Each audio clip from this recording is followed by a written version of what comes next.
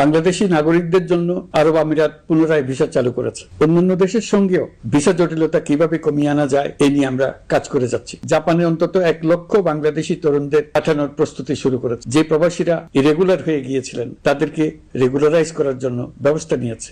প্রবাসী বাংলাদেশিদের জন্য ভিসা সংক্রান্ত জটিলতা দূর করতে আমরা গভীরভাবে কাজ করে যাচ্ছি। বাংলাদেশি নাগরিকদের জন্য আরব আমিরাত পুনরায় ভিসা চালু করেছে। মালয়েশিয়া কর্তৃপক্ষ বাংলাদেশি কর্মীদের জন্য প্রথমবারের মতো মাল্টিপল এন্ট্রি ভিসা চালু করেছে।